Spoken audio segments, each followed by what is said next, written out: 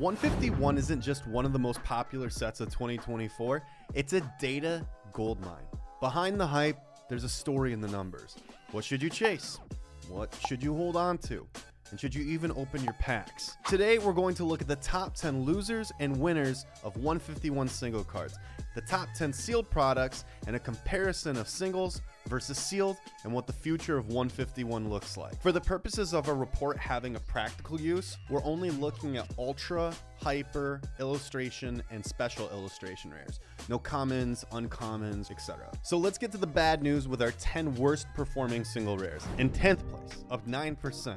That's right, even the 10th worst performing card is still up 9%. To a price of $8.99, the ultra rare Wigglytuff EX. In 9th place, up 0.19% to a price of $15.50, the ultra rare Venusaur EX. In 8th place, down 0.69% to a price of $8.59, the ultra rare Arbok EX. In 7th place, down 1.81% to a price of $11.89, the ultra rare Alakazam EX.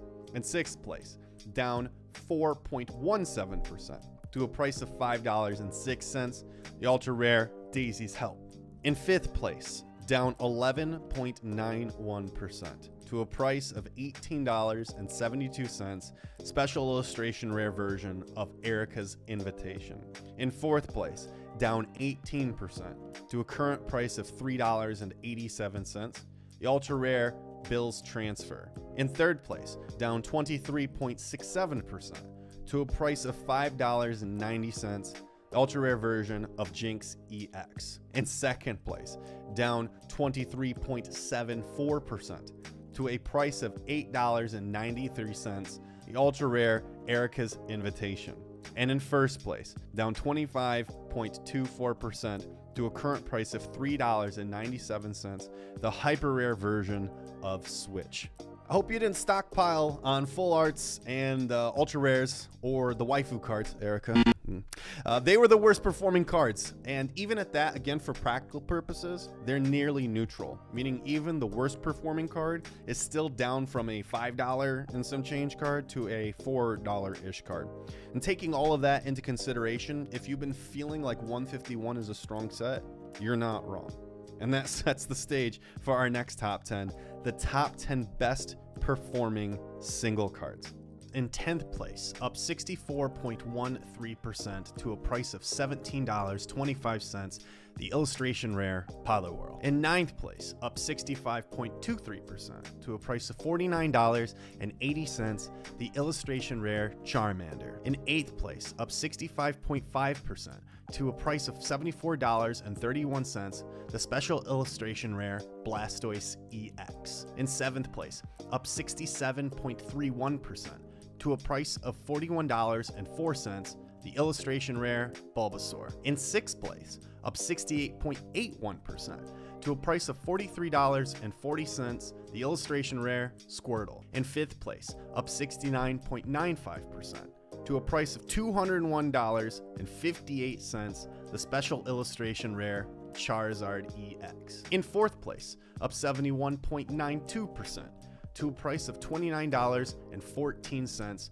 the illustration rare Ivysaur. In 3rd place, up 75.61% to a price of $10.08, the illustration rare Caterpie. In 2nd place, up 75.71% to a price of $16.64, the illustration rare Psyduck. And in 1st place, up 76.1% to a price of $75.23, the special illustration rare Venusaur EX. The top 10 performing cards were in a range of about 12%, and overall, illustration rares really had the spotlight this year. Yes, we saw some big moves by SIRs, but the real story appears to be in the illustration rares.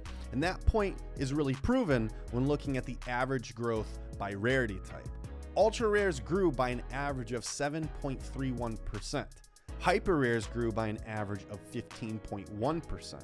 special illustration rares grew by an average of 42%, and taking the crown, illustration rares grew by an average of 55.8%. If you made a play to finish up your illustration rares this year, you're probably feeling pretty good, but not as good as our next category and the real winner of 151 this year. Top 10 performing sealed products. In 10th place, up 18.35% to $189.19, the Mini 10 display. In 9th place, up 31.4% to $37.57, the Alakazam EX collection. In 8th place, up 32.56% to $36.56, the Zapdos EX collection box. In 7th place, up 46.89% to a price of $58.49, the booster bundle. In 6th place, up 50.48% to a total of $643.54,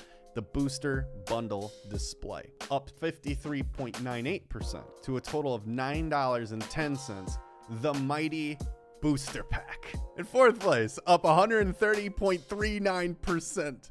Wow, that is a big jump.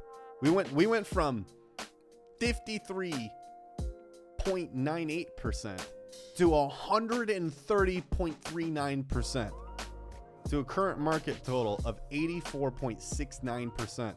The binder collection. In 3rd place, up 149.86% to a current market total of $244.34, the Ultra Premium Collection. In 2nd place, up 172.59% to a total of $125.39, the Elite Trainer Box. And in 1st place, the winner, the ultimate gainer of 151 sealed product, up 205.64% to a current market rate of $270.83, the Pokemon Center exclusive Elite Trainer Box. On average, sealed grew by 80.86%. Compare that to individual card growth at 32.13%. Even more interesting is the fact that no single card outperformed the sealed average.